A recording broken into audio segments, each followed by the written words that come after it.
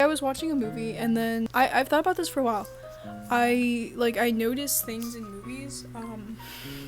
I should speak closer to the mic. I notice things in movies and it's just so easily like avoidable, like bad things in movies. And I made a list like when I was watching this movie. I forget what the movie's called. It was the guy from Whiplash and editing. I'll put the poster right here. Bang. This is the movie I watched. And it wasn't a bad movie. Like, movies now are just bad. And I made a list of 10 things that I noticed. I hope you like my phone case. It's new. Number 1. Unrealistic dialogue. Let me freaking tell you. It's like people write the scripts and they don't know how people talk. You know, it'll be like, hey, teach, what's up? It doesn't sound good. Like, it doesn't sound like normal. You would think that these directors and these people making the movies know how people talk, right? And just time and time again, it's the most like the Marvel effect, like the quips, like the funny quips, and just stuff they would never say. And I noticed that, and it's not hard to like listen to people talk and like listen to a conversation and write a movie, like write the script based on the conversation. That's like the number one, like that's number one on the list. That's the number one thing I noticed. Like for every single movie I watch, every single new movie, it like the dialogue is so bad. And I get that they're acting and they have a script and you say the lines, you know, but you can make it sound like someone is just talking and having a conversation. Like, you can make it sound normal. You're a person too. You know how people talk. You can make it sound like people talk. I don't know. That's the number one thing I know. Like, conversations aren't like something that's like they don't have as much of a structure like than they portray it in movies. Like in movies it'll be like they say something and then like response and then response. When in real life it's like and they like you jump from topic to topic. Like, it doesn't make sense in real life. And they write the scripts to make too much sense, you know? It's like you wrote a script. It's not like you're portraying a conversation. I guess that's like how it's different. Number 2. Standard plot line. Exposition, rising action, climax, conclusion. Like, this is fine in itself, you know, like, that's how a movie is supposed to go. Like, oh, you introduce all the characters, and then, oh, there's a problem, and then the characters try and solve it, and then they solve it, and then the movie's over. But, they're, like, that's not the only way to make a movie. And in the new movies, that's the only thing you see. That's the only plot line. It's, here's the characters, here's the problem, like, trying to fix the problem, like, plot twist, I don't know if they put in a plot twist, and then here's the conclusion, and then it's boring. Like, I can't lie to you, it's boring. And that's fine if you make a movie like that, like, whatever, but it's just all I see. Like, that is all I see in the new movies. It's that same formula, and it's like they're following a formula. Like, it's just formula. And it's not like they're making a movie like to want to make a movie. It's like let's follow the formula and make like a whatever movie, you know? I don't know. And there's a bunch of movies that I've seen like that don't follow that, or at least follow it less like strictly, I guess, cuz you're going to have to follow that to some extent, but you can, like, you don't have to, like, step 1, step 2, step 3, like, it's so structured. I guess that's my issue. Like people just write it so structured. No Country, I don't know if you've seen, wait, editing, I'll put the poster right here. No Country for Old Men is my favorite movie ever, and it follows that. Like, it follows that, but it's more like this, you know? Like, it's not like a mountain, it's like that. And like, that's what makes it so, you're there, you know? You're there experiencing it. Like real life isn't gonna be like whoop whoop whoop whoop whoop, and it's gonna be like, there's a mix of things, you know? I don't know. Number 3, characters that are only present to make the plot go forward. I see this like everywhere. Like they'll just introduce a character and they serve their purpose, and then and it's like world building, like you should be building your world. You shouldn't like just put someone in and then like put in the elder, and then the elder like gives him the training or something. That's not really a good example, but I hope you know what I mean. They'll just put in a character and then the plot will move forward, and that's it, and maybe they'll have like a funny line later.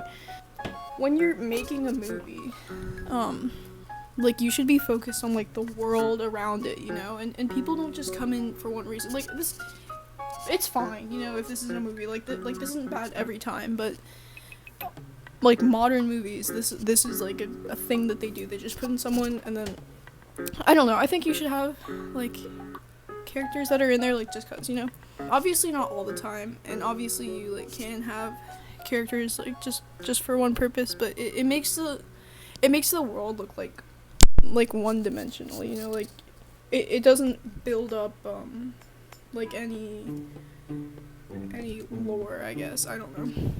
That's just kind of an annoying thing. I guess that's not like, this isn't in order, by the way. This is just, ooh, okay, this is a good one. Number 4, actors that are too good looking. Let me explain. So, like in movies, in modern movies, they just pick like hot people, Oh, our main character gotta be hot. The villain gotta be hot, and everyone's hot, and everyone's skin looks good all the time, and everyone's hair is always fixed, and obviously, like, completely understandable, you're making a feature film, like, whatever, but like, you don't only need hot people in a freaking movie. Like every single character is hot, and like and like maybe the funny friend is like fat, but they don't like, there's hardly any people with like interesting features like acne. You don't see acne. You don't really see body hair except on like men. You don't see interesting like people. You only see like hot, it doesn't feel real, side note to that, like they'll be trapped in the forest for a week, and then they will have just beautiful hair, like messy bun, like a little dirt on their face, and they will look fine, and people just, they look too good, even when they've been through it, like that's fake, I don't know. I feel like when you're making a movie, you should make it a little more realistic. Obviously, it's not bad. Like, pick hot people. I don't care. But that's all I see. Settings that are too pretty. Number 5. Okay, I think what I meant is, like, when they have, like, when they're living in a house, and the house is just perfectly clean all the time. And there's no little, like, stuff. Like, there's no drawings on the walls or anything. And it's just, like, beautiful setting. It'll just be, like, it'll look way too good, way too perfect. And like, back to the world building, I feel like you should, it's not hard to make a house have personality, and it's not hard to make like a car have personality, or even like a phone case, like it's just little things that that build up the world and make it seem real. And yeah, like when the characters are too pretty, when the setting's too pretty, it's like telling, not showing. They're like, new movies are kind of bad. They have to like spell everything out to you. It's okay. I don't know if anyone's seen this movie, but I watched it because my mom was like, we have to watch it, and oh my freaking god! First of all, not a good movie. It was fine. Like, it was like a modern movie, like it has funny parts, like it has a climax, they fall in love, like whatever.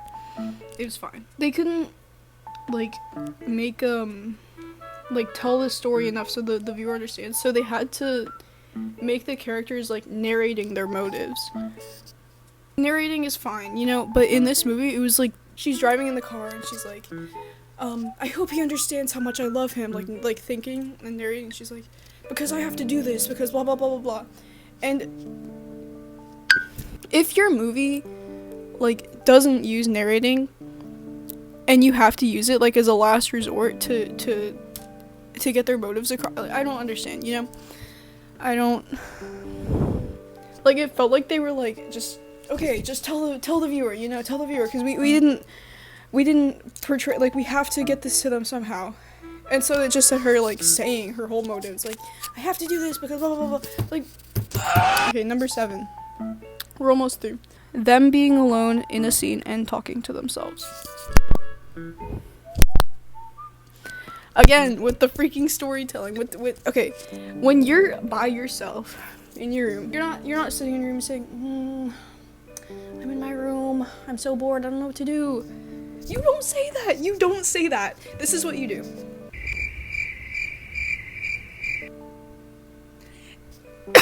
And in the movies, they will have them in their room being like, oh, I'm so bored. I wish I had friends. Maybe I could. Like, they even, like, okay, I don't know. I feel like you should be able to, like, portray the character's emotions, without having to do that, you know? Like, bored can be conveyed, like, aww. And sad is, like, aww. It's not hard, and they, like, you don't need to do that, you know? Obviously, you can't, like, if any directors are watching this, you can do whatever you want, like, I don't care what you do with your movie, but I'm just saying, like, that's weak storytelling. What the hell? That's weak storytelling when you have to make them say what they're, make them, like, that's telling, not showing, and you should be freaking showing. You should be showing all this off. Do you like it? It's fake. But I think it's so cute. Sorry, it's on my desk just looking at me. Number 8. Forcing the love, like making the leads fall in love when it doesn't make sense. Bro, every single freaking, I don't know if anyone's seen The Matrix. Kind of a niche movie. I don't know if anyone's seen that, but the love in that movie did not make sense at all. And that's not a modern movie. And The Matrix is really good, but that's like, it didn't make sense in The Matrix. And it doesn't make sense in half these movies. It'll be a guy lead and like a mysterious girl, and she's like actually broken on the inside, and then they work together and they do something and they fall in love at the end. Like, come on. And every movie has to have this love plot line, and obviously it's not a bad thing, but it's in every movie I see. Every single movie. All the modern movies do this. Oh, they fall in love at the end. Like, okay, like, okay, I don't, like, give me something else. Give me something I haven't seen 1,000 times. Okay, this one's a good one. So, number 9. There will be a trailer for the movie, and they pick a song. Like, they pick a song for it. Like, it'll be a pop song, you know? And then, like, that's the song for the movie. They pick that song for the movie. And then, like, at a dramatic part, it'll be, like, sad version of that song. Girls just want to have fun. And then at the sad, like, heartbreaking part, it'd be like, that's not a bad thing. Like, whatever, do that, but that just pisses me off so bad. This might be a pet peeve for me. I don't know. It's not that bad, but it's really annoying. Number 10, live action sequels. I feel like this is self-explanatory. Please don't make them. I don't want to see them.